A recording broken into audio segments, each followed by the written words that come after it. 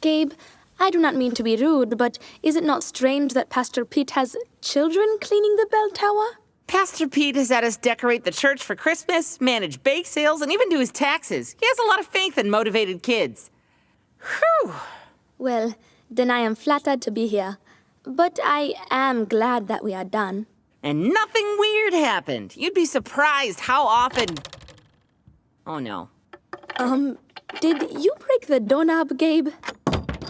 Yes. But it's all right. We'll just call for help. Help! Help! No problem. Someone will look for us when we don't come home. Except my parents believe that I'm at Mimi's house to sleep over. But Mimi does not yet know they give me permission. And I told my parents I would be staying at Leo's to help with his anti-gravity boots. Whoa! Whoa! Ah! Whoa! Gabe! Do you have your phone? Oh, it is in my bag in the Sunday school room, next to your bag. Which has my phone in it. Okay, we're trapped. Oh, and now the sun is going down. Oh, I know what we can do. We're in a bell tower. Let's ring the bell. I think this mechanism is what does the trick. Oh, yes, that is a great idea. Someone will surely hear it and come...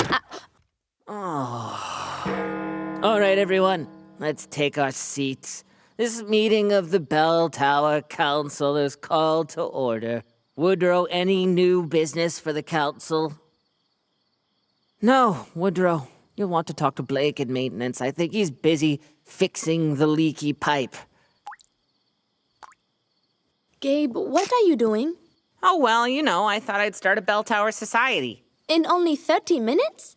Well, yeah, since we're stranded and no one can help us. Gabe, God will help us. By sending a rescue party? Maybe. But Pastor Pete says God sometimes provides inspiration to help find our way. Wait, where did you get those clothes? Apparently all the pageant costumes are stored up here. I thought they could help keep us warm as the freezing, unforgiving night descends. Are there many? Tons. Why? Because I think we do have everything we need. Look. Oh, I get it. You're thinking we can just tie all these costumes together and make a long rope to climb down from this window like they do in the movies. Which is so expected, not to mention incredibly dangerous. I see. Well, perhaps we should have the Bell Tower Council weigh in on this.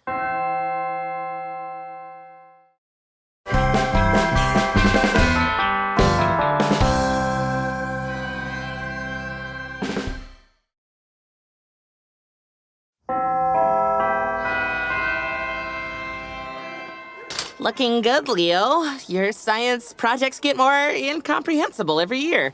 Thank you. Let's just hope things go better than the last science fair. Why? What happened last time? I thought you won first prize. Oh, I did. Despite the efforts of my rival, Eagle Eye Edwards. So you see, entropy, or disorder, is always increasing within a closed system. Hey, Leo, is your project about rapid eye movement? Because it's putting everyone to sleep. Ha ha ha. All right, Eagle Eye. What did you study for your project? Oh, right. Well, how about the sweet science of archery? Wow, something about archery. How unpredictable. So, it's a study of physics then. Sure, why not? I'm about to show how an arrow that's awesome will stay awesome.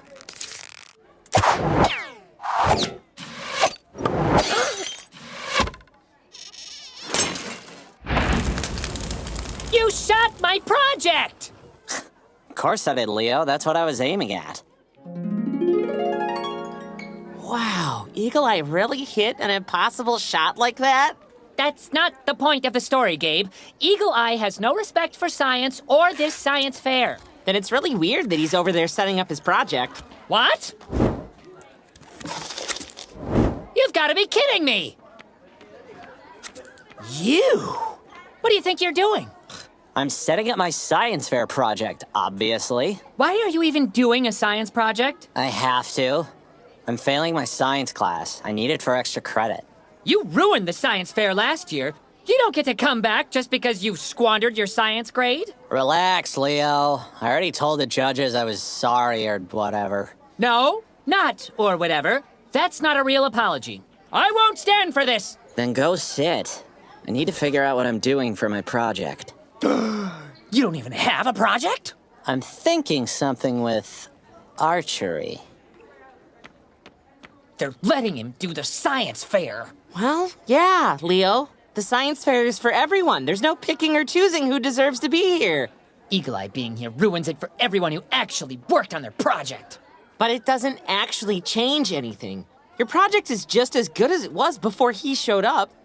Yeah, but, What if instead of holding a grudge, you tried to help Eagle Eye? You realized the value of science. He does look like he's floundering now that he's taking this more seriously. This seems kind of science-y.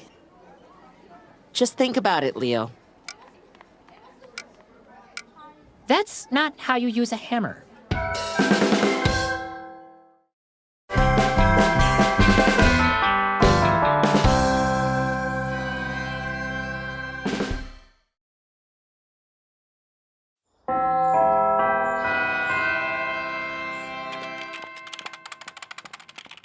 Leo, where are you going with that weird machine?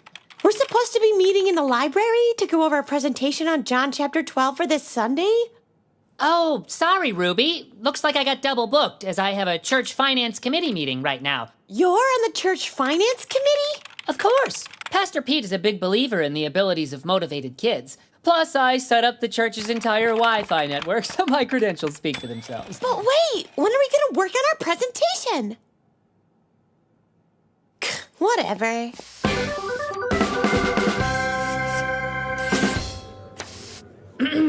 Hello, everyone. As you may all know, I'm Leo. And I'm Ruby. Hi, Toby! Hi, Monty. Now, we're supposed to be talking about Jesus' feet being anointed by Mary, but I have something far more pressing to address.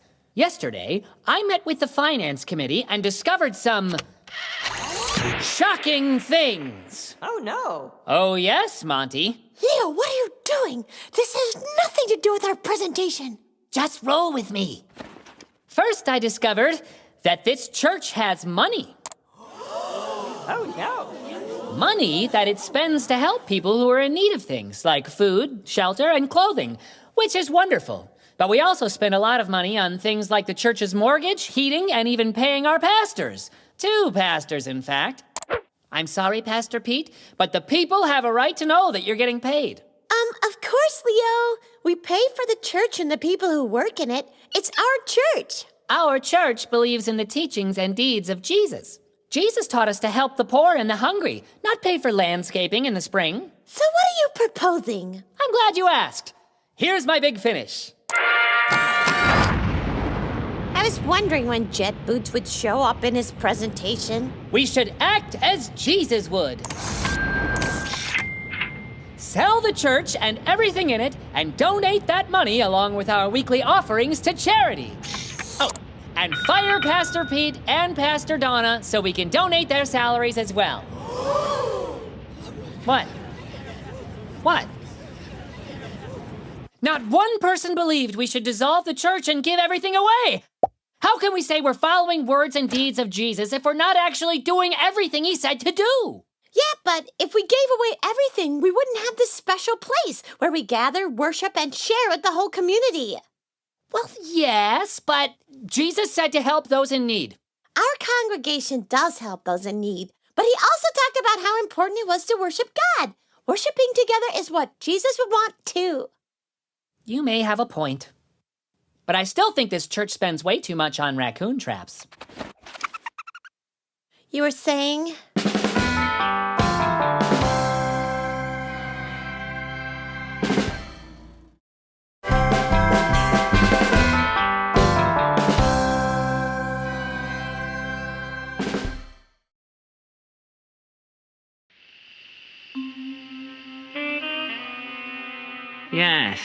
Yes, I see it now.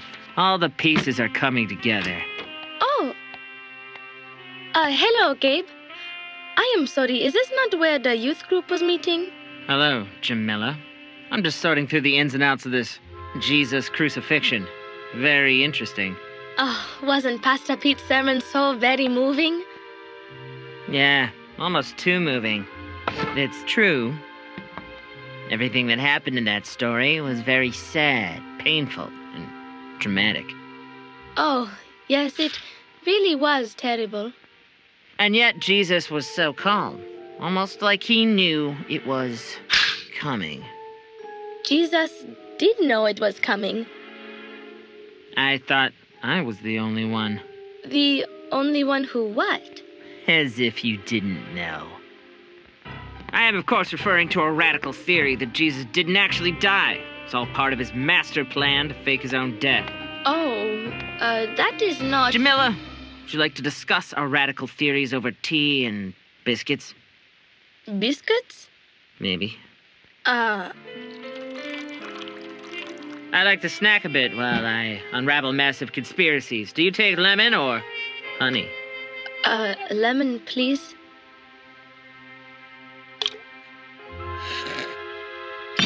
So one big clue came at the Last Supper. The fact that they called it the Last Supper is mighty suspicious. It's almost as if Jesus knew this would be their Last Supper. And at the Last Supper, he says the bread is his body, broken for you, like he knew something bad was going to happen to his body. His body was broken on the cross. But I ask you, how could Jesus know that was going to happen? Well, because... I mean, one could argue that Jesus knew he wouldn't be able to escape the temple leaders in Jerusalem, that he had just accepted his fate. Well, yes, that... But in the 2 days before the Last Supper, outside of Jerusalem, Jesus told the disciples, you know that after 2 days the Passover is coming, and the Son of Man will be handed over to be crucified. How could he possibly have known that? Because he is Jesus. Yes, exactly. He is Jesus. Who else could pull off such an elaborate plan to fake his own death? No, you misunderstand me. Jesus did not fake his death, but he did know that he would be facing great suffering. And he was probably terrified. But if he knew it was actually really going to happen, why didn't he stop it? We are not really sure why it happened this way. We just have faith that it did. So, Jesus really died? Like, died? He did. It is like Pastor Pete said today. Jesus' suffering reminds us that there is nothing we can experience that is outside the experience of God. He said that? I must have missed it. I was so wrapped up in making this whiteboard. Jamila, did we just start a Bible study group? Yes, I think we did.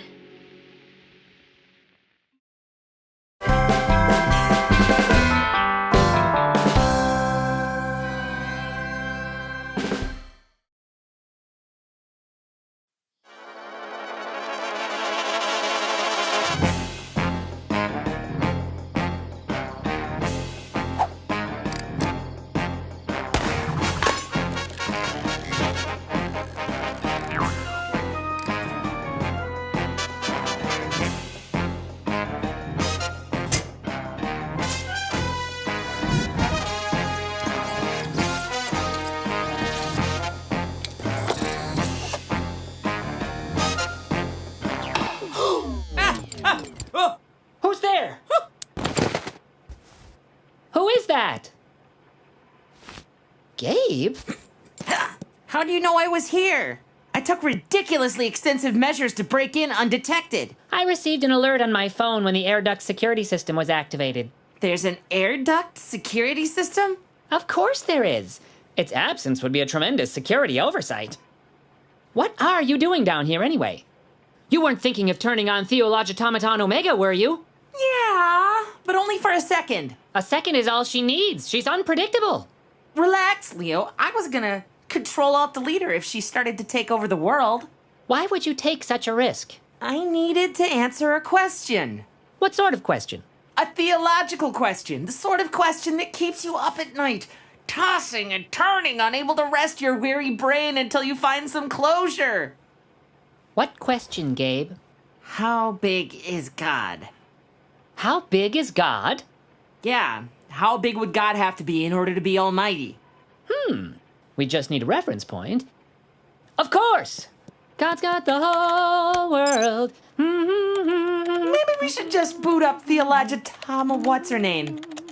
Assume the surface area of God's cupped hands roughly equal to the surface area of the southern hemisphere of the Earth. That would mean God's body is roughly radii cubed, 1.9 billion square miles. 1.9 billion square miles? Now we need to measure God's density by measuring how much water God's love displaces during a baptism. Wait, Leo, all of this sounds completely ridiculous. Well, it is completely ridiculous. Wait, what do you mean? We can't actually measure the size of God. God's everywhere. Then why have we been doing it? It sounded like a fun thought experiment. So God is just too big to calculate? God is so big that the very idea of big is minuscule in relation. Oh. Well, now I feel silly losing sleep trying to figure out how big God is. Just because we can't solve all the mysteries of God doesn't mean it's silly to try and understand. What's silly is that we're having this conversation at 3 a.m. Yeah, I'm pretty exhausted. We should go home.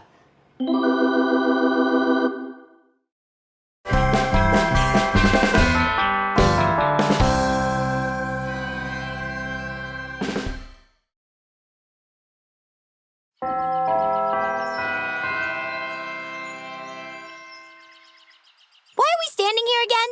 Just waiting for a plot device. Ooh, there's one. Hey, Gabe, what's with the giant backpack? This is for my trip. Your family is leaving for vacation? On a Sunday? It's not a vacation. I'm going alone to Damascus. You're going to Damascus? Like Damascus? Yep. I'm tired of waiting for an encounter with God. I figured since Saul ran into Jesus on the road to Damascus, that'd be my best chance. Gabe, when Saul encountered Jesus, he was struck blind for days and it basically changed his entire life. Ugh, don't remind me. He directly encountered Jesus and it changed everything. And here I am, at 11 years old, exactly the same person as I've always been. That's not true. Yeah. When you were a little kid, you were probably shorter. Nope, I'm exactly the same. And at this point, the only way God is going to change me is if I take matters into my own hands. Leo, can we use your lab to prove Gabe wrong? Well, that's what it's there for. Leo's got secret cameras all over town that record pretty much everything. They're not secret cameras. They're just, well, hidden. See, right here, Gabe. This is when you wanted to be a little kid again because you thought things were so much better. You don't think that now, do you? No, of course not. See? You changed. But God didn't appear to me in a blinding light. You changed my mind. I know. I'm super good at that. What about the time we talked about how we're all part of God's family, even if we aren't directly related to Abraham? Oh, and remember, Gabe, when I thought being filled with the Holy Spirit meant I could walk on water? That's right, you did. I totally did. And you helped set me straight. But those are all just little changes. Us learning or growing or whatever. God didn't appear before any of us in a ray of blinding light to explain those lessons. We just got all of that from each other. True, but each of us was acting in a way that God would want, loving one another and helping our neighbors. So, God sent each of us to help each other? Well, God certainly sent me. You all would be lost without me around. See, Leo's weird video archive of everything paid off. Thanks, Leo. And cartwheel. Why are you keeping all these recordings of us, Leo? Actually, I was thinking when we grow up, I might make them into short videos that kids could watch. We have some pretty zany adventures that also teach valuable lessons. Do you think anyone would want to watch those? Time will tell, Gabe. Time will tell.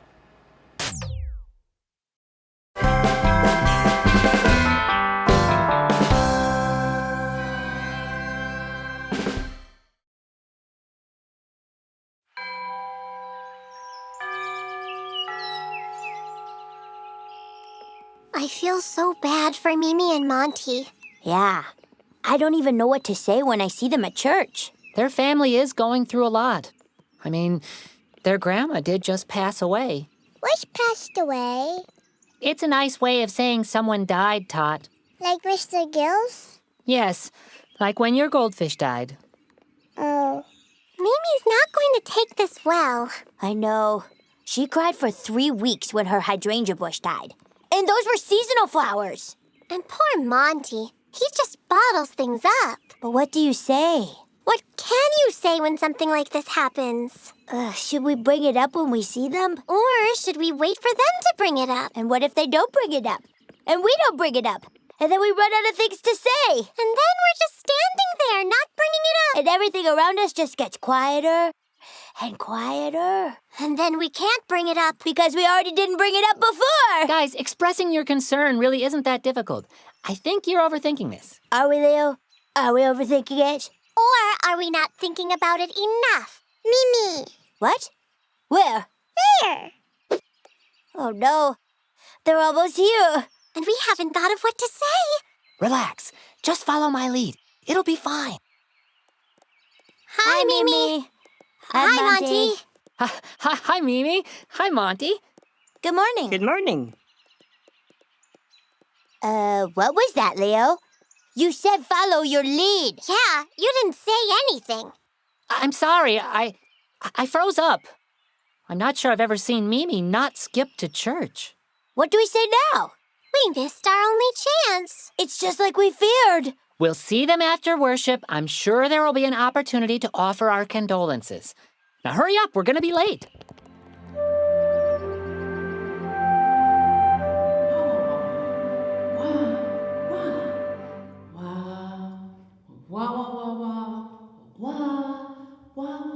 Boy, they look pretty distraught.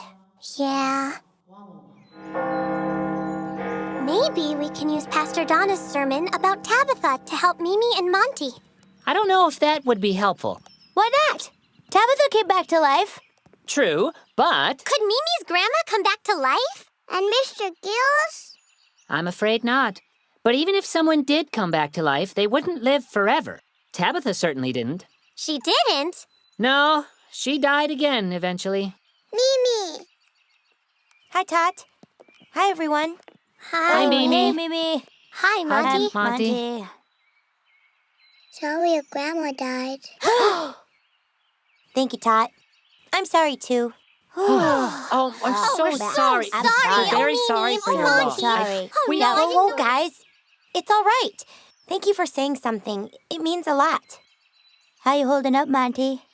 I have a lot of feelings, not a lot of words. I'm surprised you even came to church. Yeah. Didn't you want to take the day off? It's been a pretty sad time. I've cried a lot. But then at the memorial service, people started telling all these wonderful stories about Grandma. And that really helped. It felt like she was back with us again. We also met the president there, who said Grandma was the greatest person ever. You met the president? Yep. The president? Yeah, they were state senators together. Your grandma was a state senator? Uh-huh. A 4-term state senator. She was a devoted conservationist, too. She loved to protect animals and trees. There's even a state park named after her, Munkle Meadows. She has a park named after her? Your last name is Munkle? Uh-huh. And after she retired, she started a clothing charity, Plaid for the People. They make shirts for people in need. Wow, she sounds like a really special person. I can't imagine what you're going through. It's been really hard. I miss her a lot. But one of the things that helps is thinking each morning, Mimi, what would Grandma be doing right now? And the answer this morning was she'd be at church. Really? Right after losing someone? Oh, yes. Her devotion to God is what led her to help people and serve her community. So we wanted to be here today with all our friends. Well, we're glad you're here, Mimi. You bet. I'm so inspired by her life, I've decided I'm going to enter politics. I even made buttons. Wow. That's great, Mimi. You do know you need to be 30 years old to run for Senate, right? Of course I do. But if I start campaigning now, I'll have the edge. Vote Mimi. I'm gonna be a Supreme Court justice, Those are appointed by the president, Monty. who I met 2 days ago. I have an in, because my grandma's the greatest. She is. She is.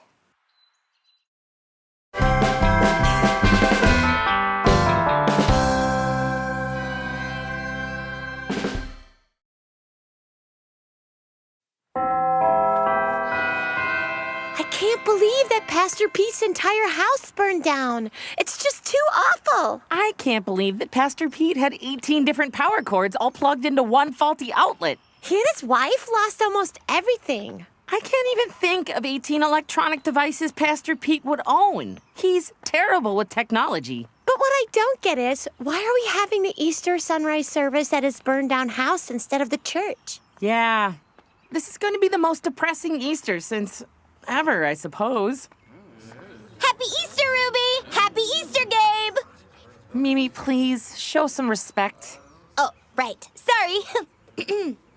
Happy Easter, Miss Ruby. Happy Easter, Mr. Gabe. No, Mimi, this is not the time to be super happy. Something terrible has happened. We need to be here for Pastor Pete as he delivers what will probably be the saddest sermon of our lives. Be ready to look somberly at the ground and every now and then nod a little bit, like this. You can do a little head shake, too, when he speaks about the general unfairness of the world, like this. But it's still Easter, you guys. Is it, Mimi? Is it? Yes. I checked the calendar this morning. Twice. And now we get to stand outside for the entire service. It's just one tragedy after another.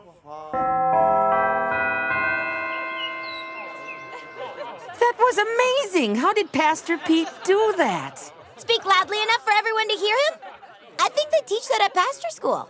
No, I mean, how could Pastor Pete give such a joyous sermon? I almost forgot that he was standing next to the charred remains of his home. It's like he said, just because a tragic thing happens doesn't mean it's a tragic story. That's what Easter is all about. Jesus triumphing over death and tragedy. Plus, people brought food. I saw some egg bake over there. Yeah, a lot of people are signing up to help Pastor Pete clear away the burned down home so a new house can be built. Hey, we should help too. All right, let's do this, team. I'll run home and get some of my dad's new tools. I've still got half my allowance left from this week. So I'll get some lumber, cement, shingles, drywall, a bulldozer, and maybe a little crane. And I'll get some plates and forks. For the egg bake, obviously. No time to waste, people. Let's go. Wait! It's Easter Sunday. Everything's closed. Let's do it tomorrow. Yay!